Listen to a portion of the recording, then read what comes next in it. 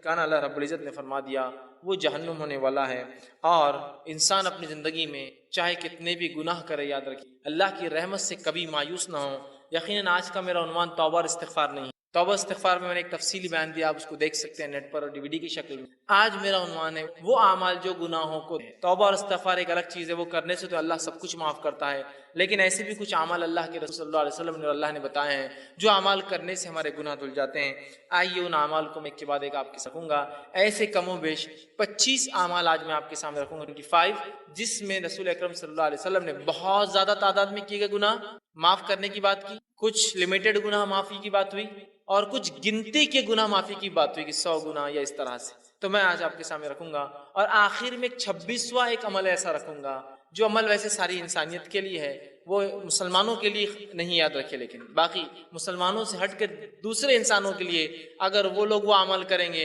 ان کے بھی اگلے پچھلے سارے گناہ معاف ہو جائیں گے۔ وہ 26واں اور آخری عمل ہوں گا جو مسلمانوں کے لیے نہیں ہوں گا، غیر مسلم بھائیوں کے لیے ہوں گا ہمارے، تاکہ وہ بھی اگر کرتے ہیں تو ان کے گناہ بھی معاف ہو جائے۔ بہرحال تو میں آپ کے سامنے آج 25 اعمال ایسے رکھوں گا جن اعمال کے کرنے پر گناہ کے معافی کی خوشخبریاں دی، لیکن گناہ کے معافی کی خوشخبریاں اس شخص کے لیے ہرگز نہیں ہیں جو اب اعمال کو سن کے یہ سوچے کہ اب تو گناہ کرنے کا لائسنس مل گیا، اس لیے کہ اب گناہ معاف ہونے کا طریقہ معلوم ہو گیا۔ اگر میں آپ کو اریزر دوں، ربر دوں، بچے ہوتے ہیں نا جب پینسل سے لکھتے ہیں تو ان کو اریزر ربر دیا جاتا ہے، اگر میں آپ کو اریزر دوں، ربر دوں کہ اس کو مٹا لیا جائے، ایک آدمی جو اکاؤنٹس کرتا ہے سمجھ لیجیے، اور وہ پین سے لکھ رہا ہے، پینسل سے لکھتا ہے اور غلطیاں ہوتی ہیں، تو وہ سوچتا ہے کاش کوئی ایسی چیز جس سے مٹا دوں۔ اب میں اس کو اریزر دے رہا ہوں کہ بھائی میرے اگر کچھ غلطی ہو تو اریزر سے مٹا لیا کرو۔ اب اس نے کیا سمجھا معلوم آپ کو؟ اریزر جب آ گیا اس کے بعد اس کو لگا کہ اب غلطیاں کرنا چاہیے، اس لیے کہ اریزر ہاتھ میں آ گیا ہے، جبکہ اریزر ربر اس لیے دیا گیا تھا غلطی ہو جائے تو مٹا لو۔ تو توبہ اور استغفار اس لیے نہیں ہے کہ آپ گناہ کریں ہم اور توبہ کریں،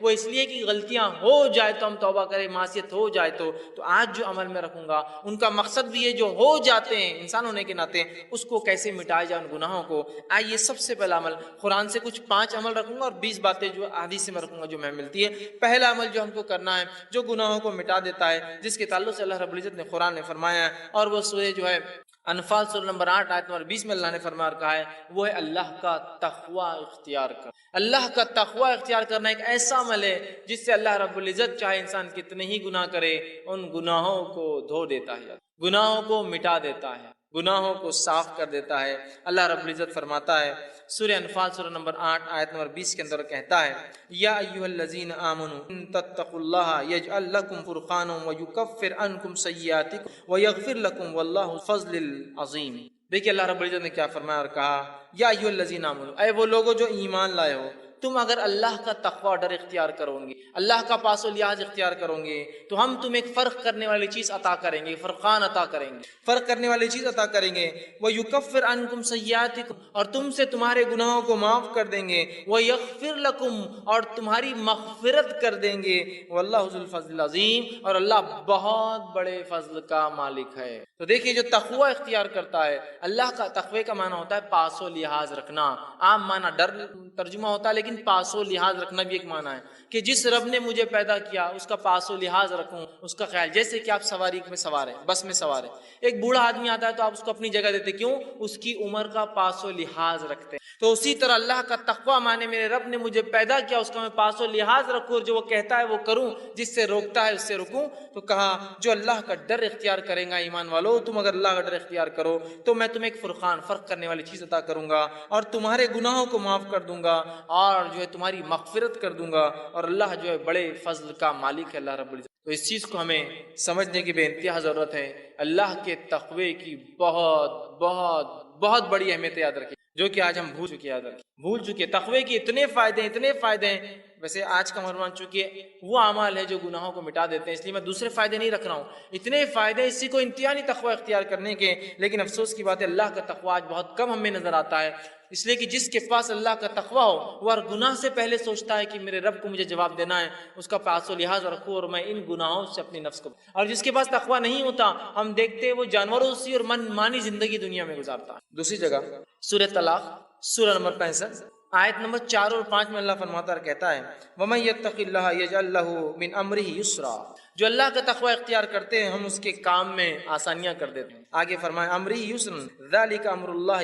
انزلہ الیکم ومن یتق اللہ یکفر عنہ سیئاتہ ویعظم لہ اجرا۔ دیکھیے اللہ کیا فرماتا ہے اگلی آیت میں کہ جو اللہ کا ڈر پاس و لحاظ اختیار کرتا ہے اللہ اس کے معاملات آسان کر دیتا ہے۔ اور اللہ رب العزت آگے فرما رہا ہے کہ اللہ نے جو ہے تمہارے طرف ایک اپنا ایسا حکم اتارا ہے کہ اگر اس حکم کے مطابق تم تقوی اختیار کرو تو اللہ تمہارے گناہوں کو جتنے سیئات ہیں اس کو معاف کر دیں گا، اور اللہ تعالیٰ بہت بڑے اجر دینے پر قادر ہے، بہت بڑے اجر کا مالک ہے۔ تو یہاں بھی دیکھیے تقوی اختیار کریں گے تو معافی کی بات ہوئی، ہمارے گناہوں کو مٹا دینے کی بات ہو رہی ہے۔ تو سب سے پہلا کام مجھے اور آپ کو جو کرنا ہے وہ اللہ کا تقوی اختیار کرنا ہے، اس لیے کہ اس کے بہت سارے فائدے ہیں۔ نبی اکرم صلی اللہ علیہ وسلم جو خطبہ حاجہ پڑھتے ہیں اس خطبہ حاجہ میں یہ آیت آپ بار بار جو ہے تلاوت کیا کرتے تھے، جو میں نے بھی خطبے کے ابتدا میں پڑھی، یا ایھا الذین آمنوا اتقوا اللہ وقولوا قولا سدیدا، اے وہ لوگوں جو ایمان لائے ہو سیدھی اور سچی بات کرو، یصلح لکم اعمالکم، اللہ تمہارے اعمال کی اصلاح کرے گا،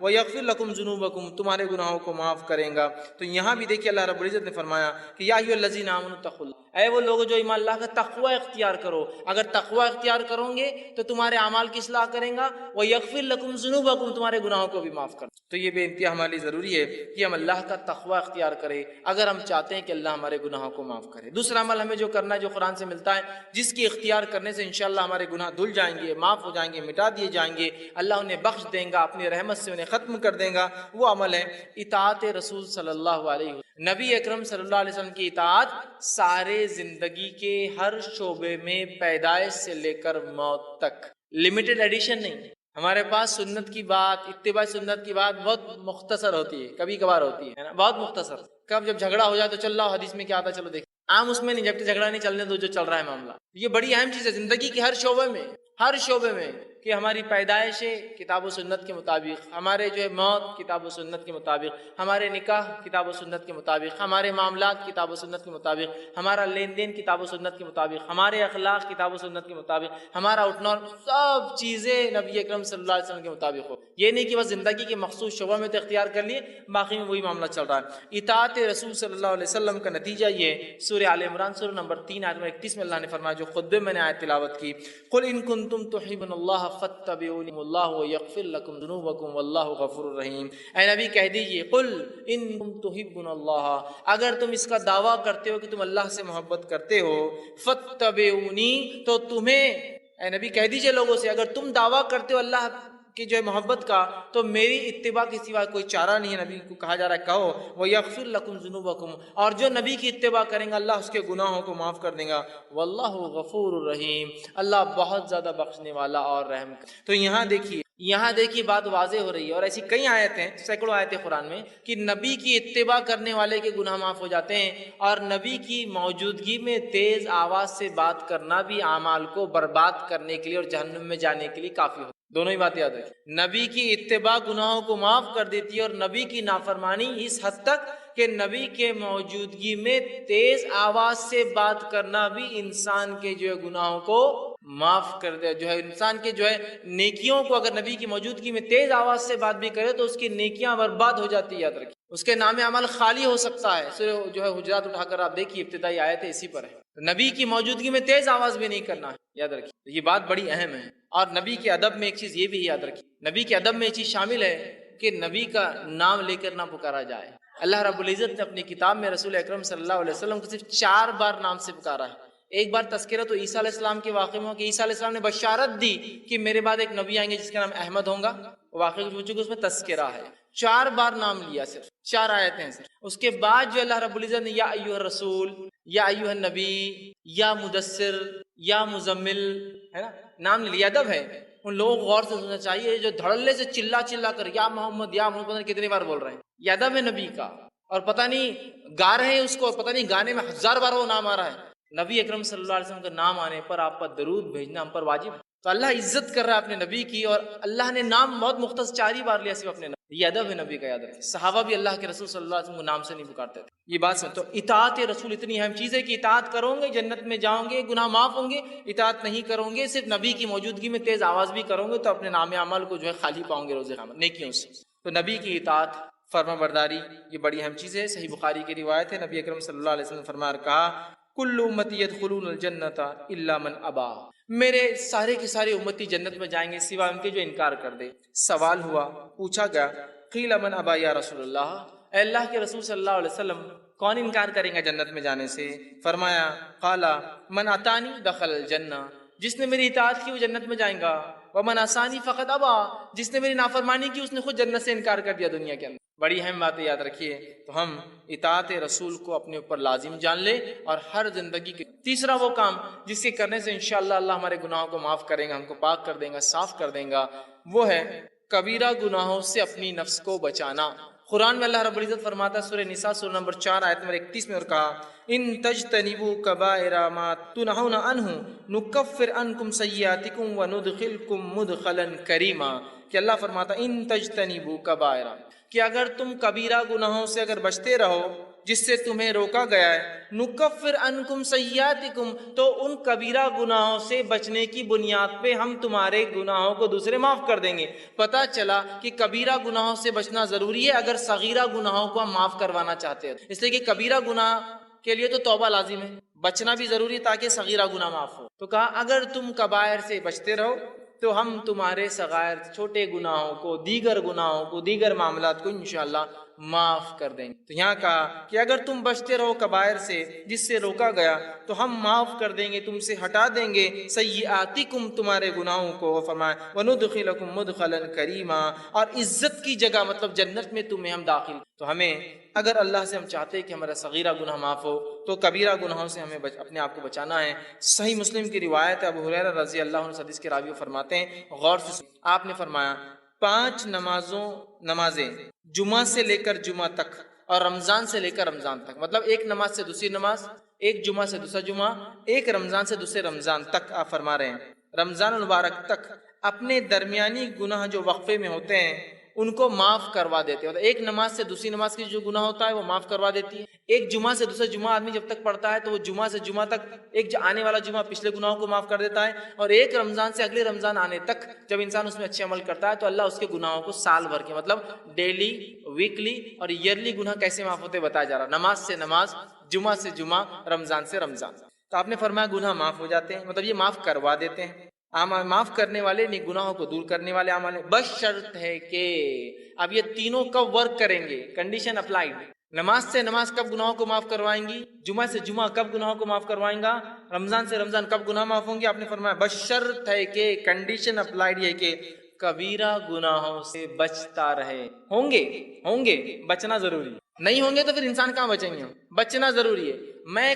کبیرہ گناہوں سے اپنی نفس کو بچاتا رہتا ہوں تو لہٰذا میرے صغیرہ بھی معاف ہو جائے۔ ایک نماز سے دوسری نماز، ایک جمعہ سے دوسرا جمعہ، ایک رمضان سے دوسرا رمضان، تب معافی ہوں گی جب ہم کبیرہ گناہوں سے بچتے رہیں۔ ورنہ بہت سارے لوگ ہوتے ہیں، یہ ہم لوگ ان باتوں کو سن لے جو حدیث میں آ رہی ہے، ارے بہت اچھی باتیں ہیں، اور کبیرہ گناہ سے نہ بچے تو پھر یہ باتیں معافی نہیں دلوانے والی، اس لیے کہ کبیرہ گناہ جو ہے بغیر توبہ کے معاف نہیں۔ اسی طرح چوتھا عمل جو قرآن میں آتا ہے کہ جو انسان اگر اختیار کرے تو اس کے گناہ پچھلے معاف ہو سکتے ہیں، جو خطا کاریاں، جو اس نے جو ہے برے کام، جو سیاہ اعمال وہ کر چکا ہے جس سے اس کی زندگی پہ دھبے لگے ہیں، اور وہ اگر آخرت میں چلا جائے اس کا رب معاف نہ کرے تو وہ جہنم میں جائیں گا، وہ ہے سچائی کو اختیار کرنا، صدق کو اختیار کرنا، سچ کو اختیار کرنا۔ اس لیے کہ اللہ رب العزت نے سچ اختیار کرنے کے فائدے جو بتائے اس میں سے ایک فائدہ یہ ہے کہ گناہ کو معاف کر دیتا ہے۔ اللہ رب العزت قرآن میں یوں فرماتا ہے، اور سورہ جو زمر کی آیت ہے، سورہ نمبر جو 39 اور اس آیت نمبر 34 اور 35 میں اللہ نے کہا فرمایا والذی جاء بالصدق وصدق به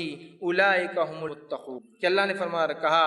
اور جو لوگ سچے دین لائے اور جو سچائی کو جانے اس پر عمل کرے یہی لوگ نیکوکار ہے، پارسا ہے، صاف ستھرے لوگ ہیں۔ لہم ما یشاؤون عند ربہم ذلک جزاء المحسنین، اور ان کے رب کے پاس وہ جو چاہیں گے ان کو وہ دیا جائے گا، یہ محسنین کے لیے نیک کرنے والوں کا بدلہ ہے۔ لیکفر اللہ عنہم اسوأ الذی عملوا، اور ان کو جو وہ چاہیں گے وہ ملیں گا، اور اللہ ان سے معاف کر دے گا جو گناہ ہوتے ہیں جو اعمال میں انہوں نے کیے ہیں۔ وَيَجْزِيَهُمْ أَجْرُهُمْ بِأَحْسَنِ الَّذِي كَانُوا يَعْمَلُونَ، اور ان کو گناہ معاف کر دے گا، ان کو نیکیاں دے دے گا، اور جو ہے ان کو ایک بہت بہترین اور نیک بدلہ اس کا عطا فرمائیں گا۔ تو یہاں دیکھیے اس آیت میں جو صدق کو، سچائی کو اختیار کرتے ہیں، اور الذی جاء بالصدق، سچ کو اختیار کیا، سچ کے مطابق زندگی گزارا، دین اسلام کو اختیار کیا، دین کے مطابق زندگی گزارا، تو اس کا بدلہ یہ کہ اس کے تمام گناہ اللہ معاف کر دیتا ہے، بخش دیتا ہے۔ یاد رکھیے سچائی کے بڑے فائدے یاد رکھیے، اور ہم تمام لوگ جو اگر سچائی کو اختیار کرتے ہیں تو انشاءاللہ عزیز ہمارے گناہ معاف ہو جاتے ہیں۔ صحیح بخاری کی روایت ہے، عبداللہ ابن مسعود رضی اللہ عنہ حدیث کے راوی فرماتے اور کہتے ہیں، نبی اکرم صلی اللہ علیہ وسلم نے فرمایا، کہا سچ کو لازم پکڑو، کیونکہ سچ نیکی کی طرف رہنمائی کرتا ہے، اور نیکی جنت کی جانب رہنمائی کرتی ہے۔ اور آدمی سچ بولتا ہے اور سچ بولتا ہے اور سچ بولتا ہے، حتیٰ کہ اس کا نام سچوں میں لکھ دیا جاتا ہے۔ اور پھر آگے آپ نے فرمایا کہا، اور یاد رکھو جھوٹ سے بچو، اس لیے کہ جھوٹ برائی کی طرف لے جاتا ہے، اور برائی جہنم کی طرف لے جاتی ہے۔ انسان جھوٹ بولتا ہے اور جھوٹ بولتا ہے اور جھوٹ بولتا ہے، اور اس کا نام کذاب، جھوٹوں میں لکھ دیا جاتا ہے۔ تو ہمارے لیے بے انتہا ضروری ہے ہم سچ کو اختیار کریں، جھوٹ سے بچے، اس لیے کہ اللہ رب العزت جو ہے سچ بولنے والوں کو جو ہے ان کے گناہوں کو جو ہے معاف کرنا۔ پانچواں عمل جو قرآن سے ملتا ہے جس سے کرنے سے ہمارے گناہ معاف ہوتے ہیں، وہ عمل ہے جو ہے صدقے کو چھپا کر دینا۔ صدقے کو چھپا کر دینا، بتا کر ظاہر کر کے نہ دینا۔ حالانکہ صدقے کو ظاہر کر کے دینا بھی جائز ہے، لیکن چھپا کر دینا یہ افضل عمل ہے۔ اللہ رب العزت فرماتا ہے سورہ بقرہ سورہ نمبر 2 آیت میں 271 میں اللہ نے فرمایا اور کہا، ان تبدوا الصدقات فنعما ہی وان تخفوها وتؤتوها الفقراء فهو خیر لکم ویکفر عنکم من سیئاتکم واللہ بما تعملون خبیر۔ اللہ فرماتا ہے اگر تم اپنے صدقات کو ظاہر کر کے دو تو یہ بھی اچھا ہے، لیکن اگر چھپا کر دو، مخفی دو، ڈھانپ کر دو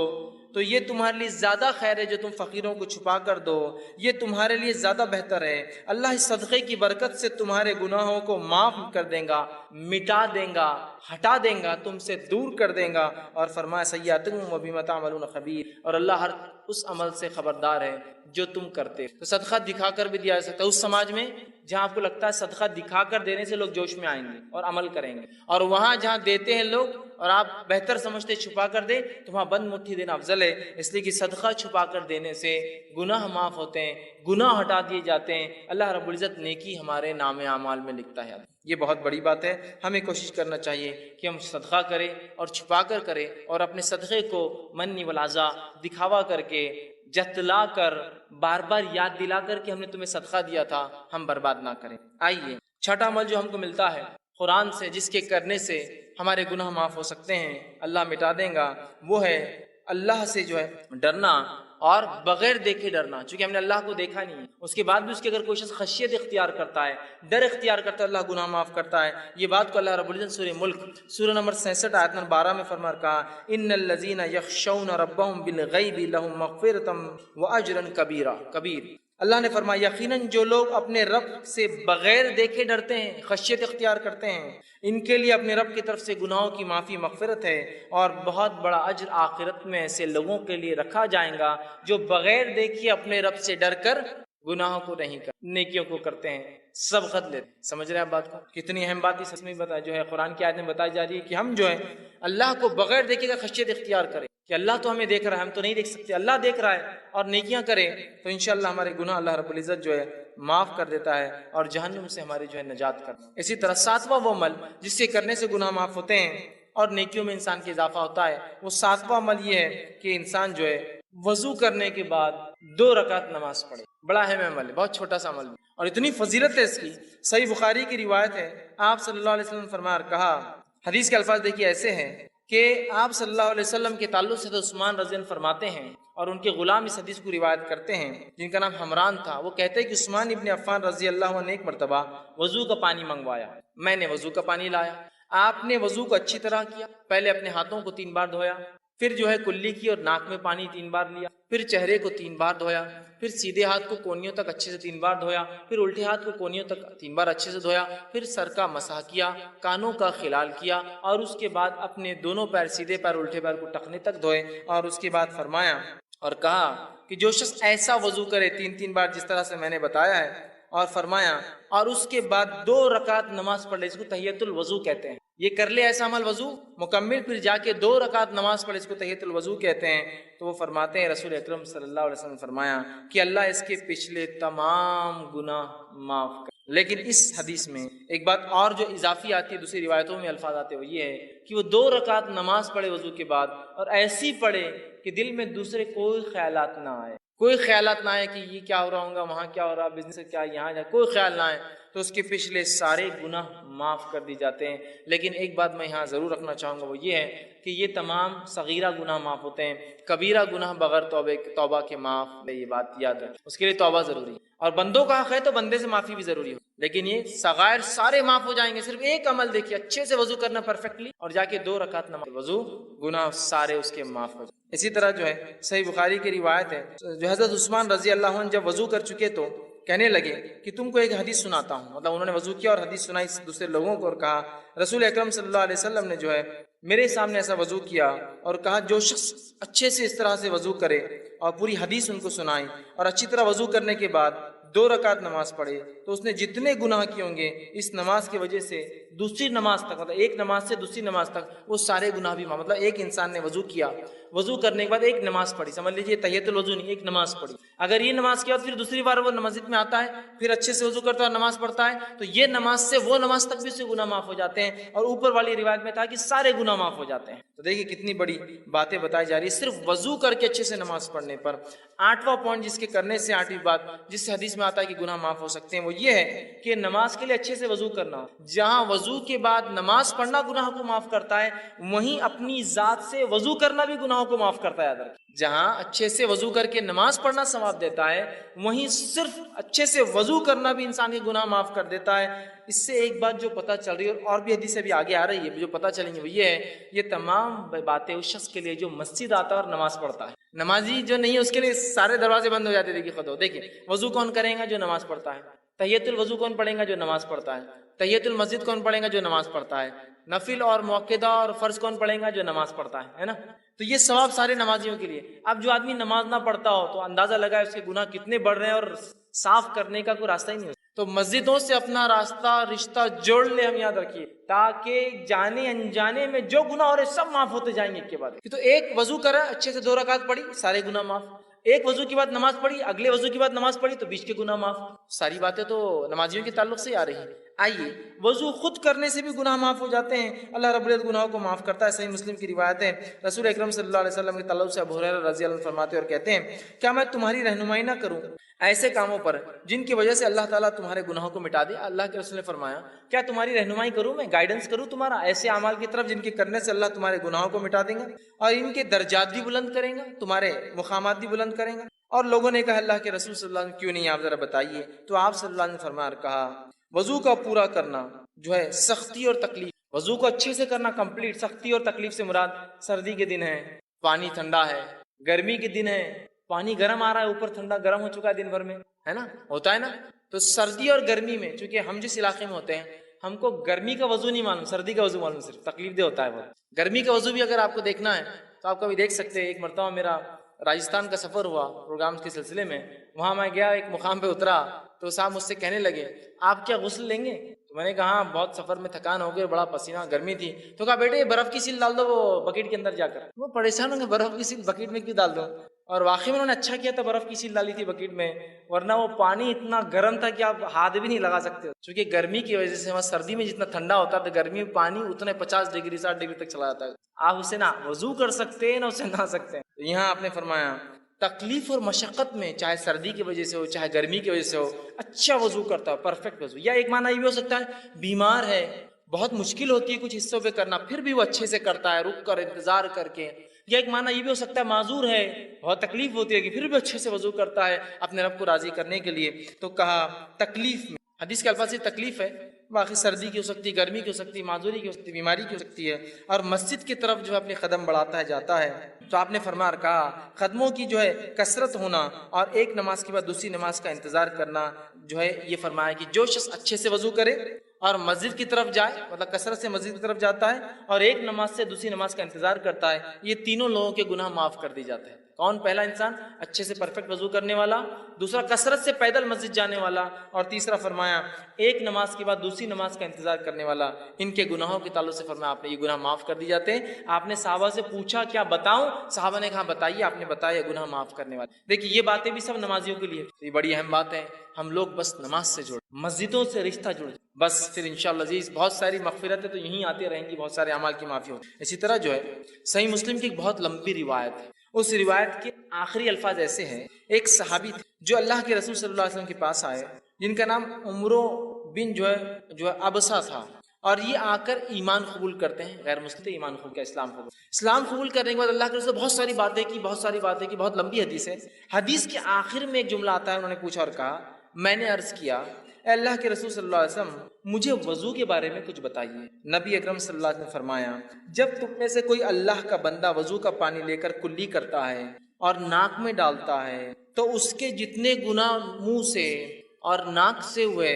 سارے معاف کر۔ تم میں سے کوئی شخص جب وضو کرتا ہے، کلی کرتا ہے، ناک صاف کرتا ہے تو منہ سے ہونے والے اور ناک سے ہونے والے گناہ جو ہے اس کے نتنیوں سے ہونے والے گناہ سب جھڑ جاتے ہیں۔ پھر جب وہ منہ دھوتا ہے جیسے اللہ نے اسے حکم دیا ہے تو چہرے کے سارے گناہ اس کے دھل جاتے ہیں، ٹپک جاتے ہیں، جھڑ جاتے ہیں۔ پھر اپنے ہاتھوں کو جب کونیوں تک دھوتا ہے تو کونیوں تک دھونے سے جو پانی ٹپکتا ہے سارے گناہ ہاتھوں کے جھڑ جاتے ہیں۔ پھر اس کے بعد آپ نے فرمایا کونیوں تک دھوتا ہے تو گناہ اس کے ہاتھوں سے جو ہے انگلیوں کے پور کے راستے سے سارے گناہ جھڑ جاتے ہیں۔ پھر جب سر کا مسح کرتا ہے تو سر اور بالوں سے ہونے والے تمام گناہ جو پانی نترتا ہے اس سے ختم ہو جاتے ہیں۔ پھر جب پیر دھوتا ہے اور انگلیوں کا خلال کرتا ہے تو پیر سے ہونے والے تمام گناہ جو ہے اس میں ختم۔ تو دیکھیے وضو کے بعد نمازی نہیں، خالی وضو کرنا بھی سارے گناہوں کو معاف کرتا ہے۔ تو ہم کوشش کریں اپنے وضو کو ہم پرفیکٹ رہیں۔ آئیے اس کے آگے بڑھتے ہیں۔ نواں وہ کام جسے کرنے سے ہمارے گناہ معاف ہو جاتے ہیں وہ ہے سورۃ الفاتحہ جب نماز میں پڑھی جاتی ہے تو اس کے بعد آمین کا کہنا۔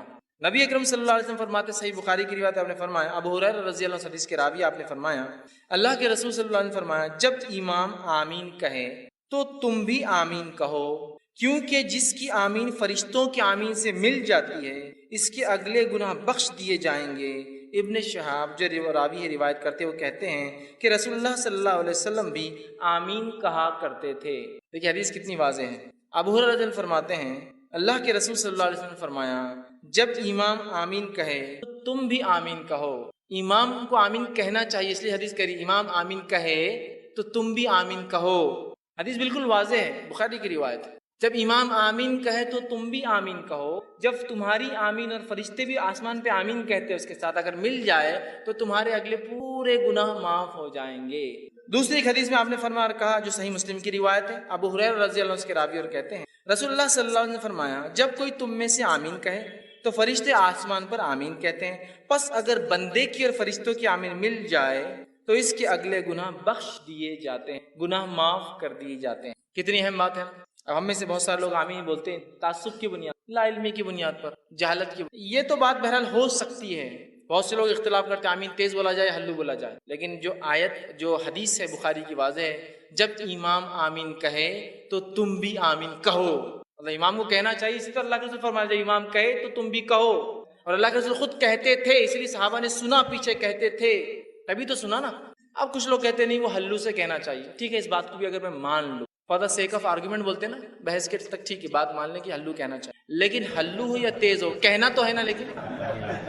ہلو ہے اور تیز ہو کہنا تو ہے نا۔ اب دیکھیے ہمارے پاس کیا ہو رہا ہے، غیر المغضوب علیہم ولا الضالین آمین انا اعطیناک الکوثر فصلی۔ اب اس میں تیز اور ہلو آمین کہاں ہے؟ چلیے آپ کہہ رہے ہیں کہ نہیں ہلو کہنا، ٹھیک ہے ہلو بولیں گے، لیکن آپ نے تو رکا ہی نا، ایسی گاڑی لے گئی کہ وہ اسپیڈ بریکر سے بھی سیدھا چلے گا۔ غیر المغضوب علیہم ولا الضالین ٹھیک ہے آپ زور سے نہیں بولنا چاہتے، لیکن بولنا تو ہے نا، دل میں بھی رکنا تو پڑے گا نا۔ بھاگ گئے آپ دوسری صورت کی طرف۔ امام کو چاہیے کہ وہ امامت کے ادب سیکھ، نبی اکرم صلی اللہ علیہ وسلم کی واضح حدیث ہے، اتنی بڑی فضیلت کو آپ چھوڑ دیتے اتنے آسانی سے۔ جہاں فضائل ثابت نہیں وہاں تو من مانے فضائل گڑھے جا رہے ہیں کہ یہاں سے کچھ لوگ گئے تو اللہ نے پورے خبر والوں کی مغفرت کر دیا، تم کو کیسے پتا چلا؟ رسول اللہ صلی اللہ علیہ وسلم تو چلے گئے، وہی تو بند ہو گئی، آج کیسے پتا چلا کہ فلاں لوگ فلاں جگہ سے گزرے تو اللہ نے پورے مردوں کی والے مغفرت کر دی؟ تھا آپ کو کیسے پتا چلا؟ تو جو فضائل نہیں آپ بیان کرتے رہو، جو موجود ہے کہ تم آمین کہو جب امام آمین کہے، اس لیے کہ اگر تمہاری آمین فرشتوں کے آمین سے ملتی ہے تو تمہارے گناہ معاف ہوں گے۔ یہ بات کو ذرا سمجھ میں نہیں، کسی کو ڈسٹرب ہو جاتی نماز اس کی، اور انہیں بولا نماز ڈسٹرب ہو جاتی ہے آمین کہ میرے بھائی اللہ کے رسول صلی اللہ علیہ وسلم کا فرمان ہے، میری اور آپ کی بات نہیں، میری اور آپ کی بات نہیں ہے، یہ رسول اکرم صلی اللہ علیہ وسلم فرمانے، اور کئی روایتیں ہیں. چلیے آپ بولتے ہیں ہلو بولنا چاہیے، لیکن ٹائم تو دیجیے ہلو بولنے کے لیے، وَلَضَّالِّينَ کے بعد، تو تاکہ وہ کہے آمین. دل میں کہنے کو بھی تو ٹائم لگتا ہے نا. ان آتے شروع ہوگا آپ دوسرا ہی سیدھا. تو بہرحال ایک بہت عمل پھر اہم ہم چھوڑ دے رہے اس کا. 10واں وہ عمل جس کے کہنے سے گناہ معاف ہو جاتے وہ عمل ہے جب امام کہے سمیع اللہ لمن حمدہ تو پھر مقتدی کہے ربنا ولک کہنا چاہیے. اس کی بڑی فضیلت صحیح بخاری کی روایت آپ نے فرمایا کہ جب امام کہتا سمیع اللہ لمن حمدہ تو جو آپ نے فرمایا کہے تو تم مطلب مقتدی جو پیچھے پڑھتے ہیں اللہم ربنا لک الحمد یہ کہو. تو اگر یہ کہنا فرشتوں کے کہنے سے مل جاتا ہے، مطلب فرشتے بھی یہ کہتے ہیں آسمان مل جاتا ہے، تو آپ نے فرمایا تمہارے اگلے سارے گناہ معاف ہو جائے. آمین پہ کہا پچھلے سارے گناہ معاف ہوتے، اس پہ کہا اگلے سارے گناہ معاف ہو جائے. مطلب آپ نے سورہ فاتحہ پڑھی، آمین کا گناہ اگلے معاف ہو گئے، اس کے بعد سمیع اللہ لمن حمدہ ربنا لک الحمد پڑھا، پچھلے گناہ معاف کرا. کتنی اہم فضیلت ہے نا. تو ہمیں سمیع اللہ لمن حمدہ کے بعد ربنا لک الحمد بھی کہنا چاہیے. ٹھیک ہے، اس کی بھی بڑی فضیلت ہے، اور اس کے لیے بات بتایا گیا کہ پچھلے گناہ معاف ہو جاتے. اسی طرح 11ویں بات جو بتائی گئی جس کے کرنے سے عمل کرنے سے گناہ معاف ہوتے وہ یہ ہے کامل توجہ کے ساتھ جمعے کا ادا کرنا، پورے خشوع اور خضوع کے ساتھ جمعہ پڑھنا، جمعے کی نماز پڑھنا. مطلب یہ ہفتے والے گناہ کیسے معاف ہو وہ آگے بات ہے. وہ روز کے گناہ تھے، مطلب نماز سے نماز تھے. اب ویکلی گناہ کیسے معاف ہو سکتے ہمارے جمعے سے جمعہ. آپ نے فرمایا کہا بخاری کی روایت ہے، سلمان فارسی رضی اللہ عنہ حدیث کے راوی ہے، وہ کہتے ہیں کہ اللہ کے رسول صلی اللہ علیہ وسلم فرمایا کہا جو آدمی جمعے کے دن غسل کرتا ہے اور اتنا پرفیکٹ جہاں جہاں تک ہاتھ جاتا ہے اپنے آپ کو اچھے سے صاف کرتا ہے، اچھے سے دھوتا ہے، پھر فرمایا صفائی کرتا ہے جہاں تک بھی ہاتھ جاتا ہے، پھر اپنے تیل میں سے تیل لگاتا ہے، مطلب اپنے بالوں میں تیل لگاتا ہے، پھر اپنے گھر والوں کی خوشبو میں سے خوشبو لگاتا ہے، مطلب اگر میسر نہ ہو خود کی نہ ہو تو گھر والوں کی خوشبو بھی لگا سکتا ہے، لے کر خوشبو لگاتا ہے، عطر لگاتا ہے. پھر کہتے ہیں پھر نکلے اور مسجد میں آئے اور اگلی صفوں میں بیٹھے، آگے بیٹھے جا کر. اس کے بعد جو ہے 2 آدمیوں کو الگ نہ کرے، مطلب انگال کے نہ جائے، 2 آدمیوں کو الگ نہ کرے، اگلی صف میں جا کے بیٹھے، اور اس کے بعد جتنی نماز اس کے مقدر میں ہوتی نماز کو ادا کرے، مطلب جتنی ہو سکتی نفل پڑھے، سنت و نوافل کا اہتمام کرے. جب امام خطبہ دیتا ہے تو خاموش رہ کر غور سے اس کے خطبے کو سنے کہ وہ کیا کہہ رہا ہے، اور اس کے بعد جمعہ ادا کرے. تو ایسے انسان کے ایک جمعہ سے لے کر دوسرے جمعہ تک تمام گناہ معاف ہو جائے. جمعہ پڑھنا ہے خشوع اور خضوع کے ساتھ، ویکلی گناہ معاف کروا لینا. اچھے سے نہا، جہاں جہاں ہاتھ جا سکتا، تیل لگایا، خوشبو، دیکھیے کوئی بھی ایسی چیزیں جو آپ بولے تیل لگایا، خوشبو لگائی، مسجد گئے، اگلی صفوں میں بیٹھے، لوگوں کو انگالا نہیں، مطلب خالی جگہوں میں سے گئے، اس کے بعد 2 لوگوں کو الگ نہیں کیا، نزدیک بیٹھے، خود خطیب کو غور سے دیکھا، سنا، جمعہ پڑھی، تو ایک جمعہ سے دوسرے جمعہ اس کے سارے. کتنی بڑی بات بتائی جا رہی. اسی طرح جو 12واں عمل جو ہے جس سے گناہ معاف ہوتے ہیں وہ یہ ہے کہ جو ہے نماز گناہوں کو مٹانے والی ہے. نماز خود بذات سا وضو کر کے نماز پڑھنا ہے، وضو کرنا گناہ مٹاتا ہے،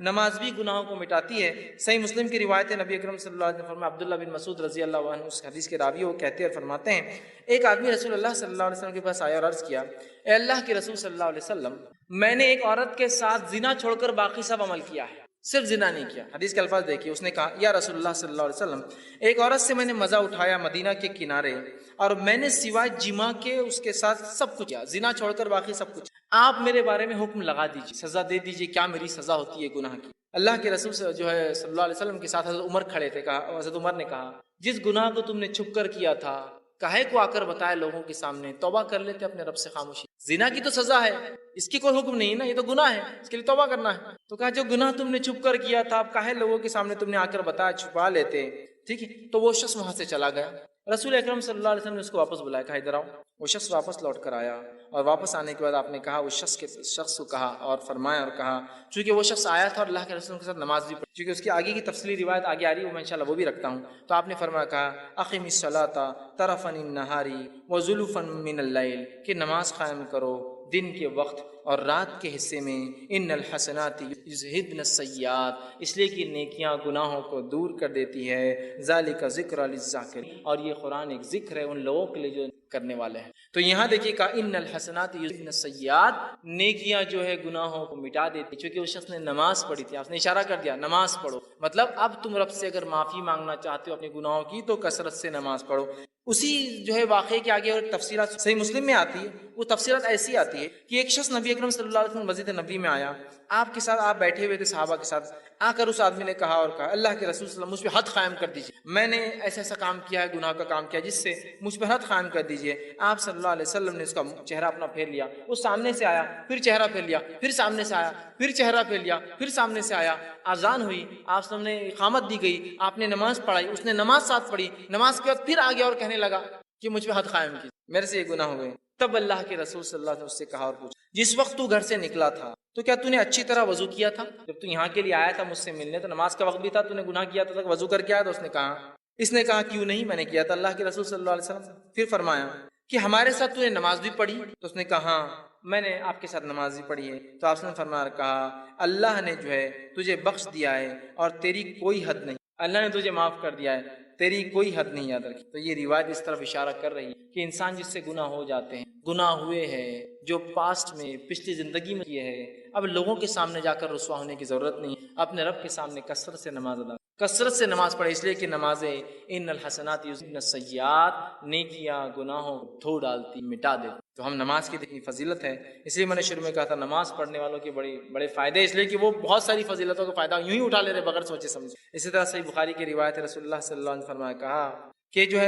جو فرشتے شخص کے لیے دعا کرتے رہتے ہیں جو اپنی نماز کی جگہ اس وقت تک بیٹھا ہوتا ہے، جیسا جہاں نماز پڑھی اور وہیں بیٹھا ہوتا ہے جب تک کہ جو ہے اس کا وضو ٹوٹ نہ جائے،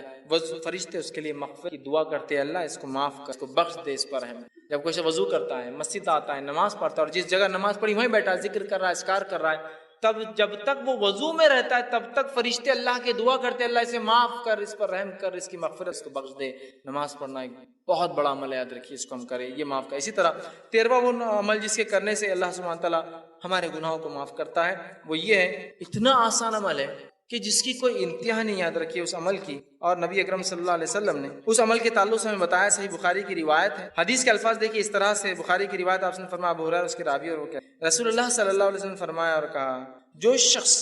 دن میں 100 مرتبہ سبحان اللہ و بحمدہ کہتا ہے، جو شخص دن میں 100 مرتبہ سبحان اللہ و بحمدہ کہتا ہے، اس کے گناہ مٹا دیے جاتے ہیں، خواہ سمندر کی جھاگ کے برابر ہو۔ صرف 100 مرتبہ کیا پڑھتا ہے؟ سبحان اللہ و بحمدہ۔ اپنے رب کی پاکی جو شخص 100 مرتبہ دن میں سے بیان کرتا ہے اس کے تمام گناہ معاف کر دی جاتے ہیں، حتیٰ کہ اگر وہ گناہ سمندر کی جھاگ کے برابر بھی۔ یہ تمام باتیں صغائر کے تعلق سے، صغیرہ گناہ کتنے بھی ہو، سبحان اللہ و بحمدہ 100 مرتبہ پڑھے، گناہ معاف۔ صحیح بخاری کی دوسری روایت اس میں ابو ہریرہ رضی اللہ عنہ فرماتے اللہ کے رسول اللہ نے فرمایا اور کہا،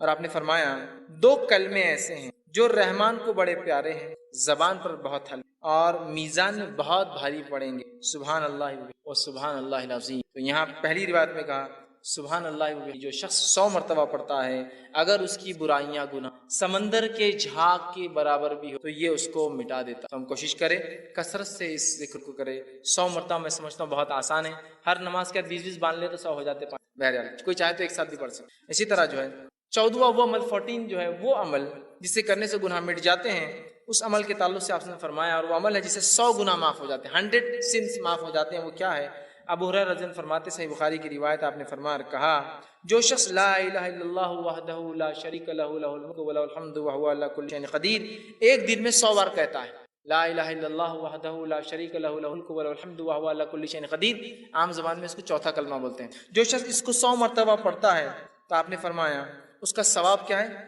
10 گردن آزاد کرنے کا ثواب، 10 غلاموں کو آزاد کرنے کا ثواب، 100 نیکیاں لکھی جاتی، 100 اس کے بارے میں جو ہے جس کو کہیں گے گڈ ڈیڈز لکھے جاتے ہیں، نیکیاں لکھی جاتی ہیں۔ پھر فرمایا اس کی 100 نیکیاں لکھی جاتی ہے اور 100 برائیاں اس کی مٹا دی جاتی ہے،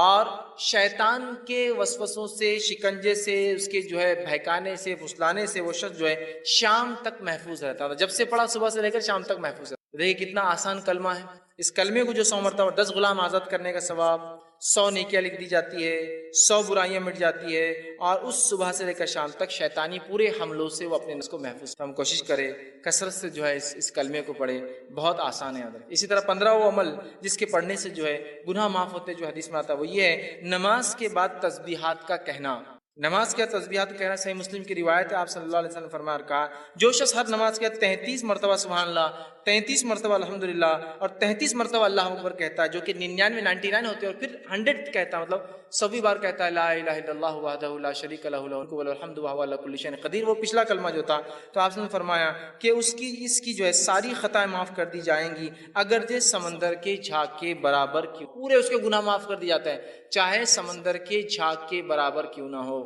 کتنا آسان ہے نا، 33 مرتبہ سبحان اللہ، 33 مرتبہ الحمدللہ، 33 مرتبہ اللہ اکبر، آخر میں کہنا ہے لا الہ الا اللہ وحدہ لا شریک لہ لہ الملک وله الحمد وهو علی کل شیء قدیر۔ اور رسول اکرم صلی اللہ علیہ وسلم ہر نماز کے بعد یہ کیا کرتے تھے، آپ کا یہ معمول تھا، یاد رکھیں، عادت شریفہ تھی کہ ہر نماز کے بعد یہ ذکر و اذکار، اور بھی ہے لیکن اس میں یہ بھی شامل آپ ہمیشہ کیا کریں۔ ہم بھی کوشش کریں کہ ہر نماز کے بعد معمول بنا لیں کہ ہم ان تسبیحات کو جو ہے پڑھیں۔ 16واں وہ عمل جس سے کرنے سے گناہ معاف ہونے کی جو بشارت دی گئی، بات بتائی کہ وہ یہ نیک لوگوں کی مجلس میں بیٹھنا، اللہ کا ذکر جہاں ہو رہا ہے اس مجلس میں بیٹھنا، یہ ہے اس کا ثواب یہ کہ اس سے بھی پچھلے گناہ معاف کر دی جاتے ہیں، انسان کی مغفرت کر دی جاتی ہے۔ صحیح مسلم کی روایت ہے، بہت لمبی حدیث، ابو ہریرہ رضی اللہ عنہ حدیث کے راوی ہے، اس حدیث کے اندر ہے کہ فرشتے جو ایسی مجلسوں کو ڈھونڈتے رہتے ہیں جہاں اللہ کا ذکر ہوتا ہے، جب وہ ایسی مجلسوں کو پا لیتے تو ایک دوسرے کو اشارہ کرتے ہیں کہ ویسی مجلس مل گئی جہاں اللہ کا ذکر ہو رہا ہے، اور پھر سارے فرشتے آ جاتے ہیں اور وہ فرشتے جمتے جاتے ہیں، حتیٰ کہ جو ہے بہت اوپر تک، جو آسمان تک جو فرشتے جو قطار در قطار جو جم جاتے ہیں، اور جو ہے اس کے بارے میں پھر جو ہے اللہ رب العزت ان سے پوچھتا ہے، حالانکہ اللہ کو پتہ ہوتا ہے کیا ہے، تو اللہ پوچھتا ہے کہ میرے بندوں کو کیسے پایا، وہ کیا کر رہے تھے، تو کہا اللہ وہ جو ہے تجھ سے جنت کا سوال کر رہے تھے، اور کیا کس چیز سے پناہ مانگ رہے تھے، اے اللہ وہ تیرے بندے جو جمع تھے وہ جہنم سے پناہ مانگ رہے تھے، تو اللہ رب العزت فرشتوں کو گواہ بنا کر کہتا ہے اے فرشتوں تم اس چیز پہ گواہ رہنا کہ میں نے ان بندوں کو جو ہے بخش دیا ہے، ان کو جو ہے معاف کر۔ تو فرشتے کہتے ہیں اللہ اس مجلس میں ایک شخص ایسا تھا جو اپنے کام کے لیے آیا تھا، اور آ کر بس آیا تھا یوں ہی بیٹھ گیا، تو اللہ رب العزت فرماتا ہے کہ یہ بندو میں نے اس کو بھی معاف کر دیا، اس لیے کہ ایسی مجلس میں بیٹھنے والا بے نصیب نہیں ہو سکتا، بد نصیب نہیں ہو سکتا۔ مطلب ان مجلسوں کے فضائل لے کے جو اللہ کا ذکر ہوتا ہے، اور ہمارا معاملہ ہے کہ جو اللہ کا ذکر ہوتا ہے وہ مجلس سے بہت ہم کو کاٹا آتا، ہم کو بہت مشکل ہوتی ہے، ارے اب جاؤ بیٹھو۔ ہاں باقی دوسری مجلسوں میں تو بلا کر میسج کر کے گاڑی میں بٹھا کر اپنے طرف سے پیسہ خرچ کر لے جایا جاتا ہے، لیکن اللہ کے دین کی بات جہاں ہو رہی ہے، ارے نہیں وہ نہیں ہو رہا ہے، اور دین کی بات بھی سننے میں مزہ اور بد مزہ والا معاملہ چلتا ہے۔ جمعے کا خطبہ سنیں بہت مزہ آ گیا آج، بہت مزہ آ گیا، یہ کیسا مزہ آتا ہے میرے کو سمجھ میں نہیں آتا، دین کی بات سیکھنا ہے مزہ، اور بہت مزہ آ گیا آج، ارے وہ وہاں مزہ نہیں آتا، وہ مقرر ہے کہ ارے بہت مزہ آتا ہے، ارے انہوں نے مزہ نہیں آتا۔ دین کی بات سیکھنا، اس مجلس کے فضائل تو سنیے، یہ نہیں کہا کہ وہاں بہت اچھا مقرر ہے، بہت مزے والی باتیں کر رہا ہے، تم کو ساری مجلس کا تذکرہ جو اللہ کا ذکر، چھوٹی ہو سکتی بڑی ہو سکتی، تو اللہ پوچھتا ہے، فرشتے ڈھونڈتے رہتے ایسی مجلسوں کو، جب پا لیتے دوسروں کو بلاتے جمع ہو جاتے آسمان تک، اللہ کو حالانکہ سب پتہ ہے، پھر بھی اللہ پوچھتا ہے کیا کہاں پایا، کیا کر رہے تھے، کیا مانگ رہے، تو کہا اللہ جنت کا سوال کرتے ہیں، کس چیز سے بچنا چاہتے تھے، اللہ تجھ سے جہنم سے جو ہے بچنا چاہتے ہیں، اللہ کہتا ہے فرشتوں گواہ رہنا میں نے معاف کر دیا۔ فرشتے کہتے ہیں اس مجلس میں ایسا انسان تھا جو یوں ہی آ کر بیٹھا تھا، اللہ نے کہا، اللہ سبحانہ تعالیٰ فرماتا ہے یہ مجلس ایسی نہیں ہے جس میں بیٹھنے والا جو ہے بد نصیب ہو، مطلب وہ بھی اس کا فائدہ اٹھا لیتا۔ اندازہ لگائیے اللہ کے ذکر کا کتنا بڑا فائدہ ہے، ہم کوشش کریں ایسے مجلسوں میں جائیں اور اس کا اہتمام کریں کہ اللہ کا ذکر ہو، ورنہ ہمارے پاس جو مجلسیں ہوتی ہے دنیاوی بات، فالتو باتیں، اور پتہ نہیں کیا کیا مجلس سجتی، مجھے بہرحال بتانے کی ضرورت نہیں، کوئی حرام کاریوں کی مجلس سے سجا رہا ہے، کوئی برائیوں کی مجلس سے سجا رہا ہے، لوگوں کو دعوت دی جاتی ہے، اور جب دینی مجلسوں کا بات آتا ہے لوگوں کے آنکھ پہ کاٹے کھڑے ہو جاتے ہیں، اس لیے کہ وہاں بہت مشکل، وہاں مشکل، بہرحال اس کو سمجھ نہیں۔ اسی طرح 17واں وہ بات، وہ گناہ، وہ عمل جس سے کرنے سے گناہ معاف ہوتے ہیں، وہ یہ ہے کہ گناہ کی بات فوراً اللہ کی طرف رجوع، گناہ ہوا اللہ کی طرف رجوع ہو جائیے کہ اللہ مجھ سے یہ گناہ ہوا، اور توبہ کرنا فوراً یہ گناہوں کو معاف کر دیتا ہے۔ ابو ہریرہ رضی اللہ عنہ حدیث کے راوی، بخاری کی حدیث ہے، آپ صلی اللہ علیہ وسلم نے فرمایا کہا، حدیث کچھ اس طرح سے کہ نبی اکرم صلی اللہ علیہ وسلم سے جو ہے آپ نے فرمایا کہا، ایک بندہ ہے جو گناہ کرتا ہے اور گناہ کرنے کے بعد عرض کرتا ہے اللہ مجھ سے گناہ مجھے معاف کر دے، اللہ تعالیٰ کہتا ہے فرشتوں سے، اے فرشتوں میرا ایک بندہ ہے جسے معلوم اس کا ایک رب ہے، اور وہ اس کو معاف بھی کر سکتا ہے اور اس کو سزا بھی دے سکتا ہے جو ہے، اور جو ہے میں نے اس کو جو ہے معاف کر دیا۔ پھر وہ بندہ دوسرا جو ہے ایک اور بار پھر خطا کرتا ہے، پھر وہ کہتا ہے اللہ مجھے معاف کر، اللہ کہتا ہے فرشتوں میرا ایک بندہ ہے جسے پتہ ہے اس کا ایک رب ہے جو معاف بھی کرتا ہے اور گرفت بھی کر سکتا ہے، اور میں نے اس کو جو ہے معاف کر دیا۔ پھر وہ ایک خطا کرتا ہے، پھر کہتا ہے اللہ مجھ سے گناہ ہوا،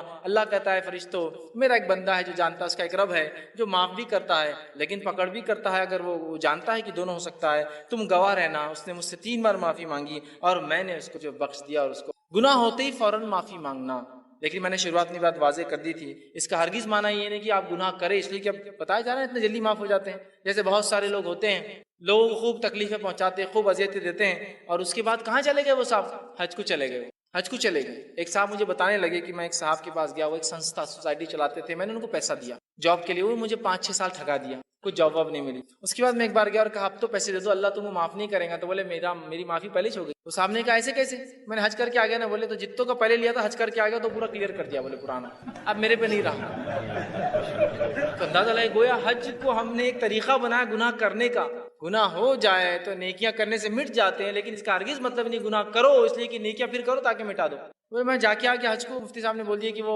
پچھلا سب ختم ہو گیا، بندوں کا بھی ختم ہو گیا اور اللہ کا بھی ختم ہو گیا سب، اندازہ لگائی۔ تو بہرحال تو اس حدیث کے اندر دیکھیے وہ بندے سے خطا ہوئی، اس نے معافی مانگی، پھر خطا ہوئی، پھر معافی مانگی، پھر خطا ہوئی، پھر معافی مانگی، تو اللہ رب العزت جو ہے اس کی مغفرت کر دی۔ اور اس کے آپ نے حدیث فرما، حدیث کے الفاظ دیکھیے اس طرح سے ہے، ایک مالک ہے جو گناہ بخشتا ہے اور جو ہے گناہ پر سزا بھی دیتا ہے، میں نے اپنے بندے کو 3 بار بخش دیا ہے، اب وہ جو ہے جیسے چاہے اعمال کرے، تو میں نے اس کی جو ہے مغفرت کر چکا ہوں، میں نے اس کی مغفرت کر دی، معاف کر دیا۔ اس سے پتہ چلا جیسے ہی ہم سے گناہ ہو فوراً کیا کرنا چاہیے؟ اللہ سے گناہ کی معافی مانگنا چاہیے۔ یہ نہیں کہ گناہ ہو تو انتظار کرے، گناہ کرتے ہی معافی مانگ لے انسان، لیکن ہم جب گناہ کرتے ہیں تو جان کے کرتے گناہ ہے اور اس لیے معافی نہیں مانگتے کہ اگلی بار کرنا ہے، ابھی ختم تھوڑی ہوا، نہیں ابھی تو